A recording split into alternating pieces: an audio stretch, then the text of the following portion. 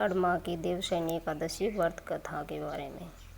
धर्मराज युधिष्ठिर ने कहा है कि आषाढ़ शुक्ल एकादशी का क्या नाम है, इस व्रत के करने की विधि क्या है, किस देवता का पूजन किया जाता है। श्री कृष्ण कहने लगे कि हे युधिष्ठिर, जिस कथा को ब्रह्मा जी ने नारद जी से कहा वही मैं तुमसे कहता हूँ। एक बार देवर्षि नारद जी ने ब्रह्मा जी से इस एकादशी के विषय में जानने की उत्सुकता प्रकट की। तब ब्रह्मा जी ने उन्हें बताया, सतयुग के मंधाता नामक एक चक्रवर्ती सम्राट राज्य करते थे। उनके राज्य में प्रजा बहुत सुखी थी, किंतु भविष्य में क्या हो जाए यह कोई नहीं जानता। अतः वे भी इस बात से अभिज्ञ थे कि उनके राज्य में शीघ्र ही भयंकर अकाल पड़ने वाला है। उनके राज्य में पूरे 3 वर्ष तक वर्षा न होने के कारण भयंकर अकाल पड़ा। इस अकाल से चारों ओर त्राहि त्राहि मच गई। धर्म पक्ष के यज्ञ, हवन, पिंडदान, कथा, व्रत आदि में कमी हो गई। जब मुसीबत पड़ी हो तो धार्मिक कार्यों में प्राणी की रुचि कहाँ रह जाती है। प्रजा ने राजा के पास जाकर अपनी वेदना की दुहाई दी।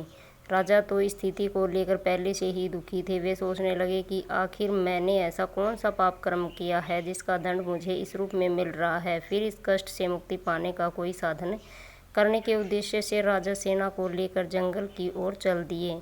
वहाँ विचरण करते करते एक दिन ब्रह्मा जी के पुत्र अंगिरा ऋषि के आश्रम में पहुँचे और उन्हें साष्टांग प्रणाम किया। ऋषिवर ने आशीर्वादोन्नत कुशल क्षेम पूछा। फिर जंगल में विचरने वे अपने आश्रम में आने का प्रयोजन बनाने लगे।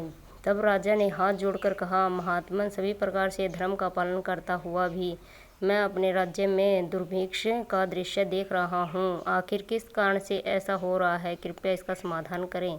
यह सुनकर महर्षि अंगिरा ने कहा, हे राजन, सब युगों से उत्तम यह सतयुग है।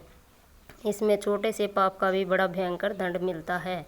इसमें धर्म अपने चारों चरणों में व्याप्त रहता है। ब्राह्मण के अतिरिक्त किसी अन्य जाति को तप करने का अधिकार नहीं है। जबकि आपके राज्य में एक शूद्र तपस्या कर रहा है। यही कारण है कि आपके राज्य में वर्षा नहीं हो रही है। जब तक वह काल को प्राप्त नहीं होगा तब तक यह दुर्भिक्ष शांत नहीं होगा। दुर्भिक्ष की शांति उसे मारने से ही संभव है। किंतु राजा का हृदय एक निरपराध शूद्र तपस्वी का समन करने को तैयार नहीं हुआ। उन्होंने कहा, हे देव, मैं उस निरपराध को मार दूं, यह बात मेरा मन स्वीकार नहीं कर रहा है। कृपया करके आप कोई और उपाय बताएं। महर्षि अंगिरा ने बताया, आषाढ़ माह के शुक्ल पक्ष की एकादशी का व्रत करें। इस व्रत के प्रभाव से अवश्य ही वर्षा होगी।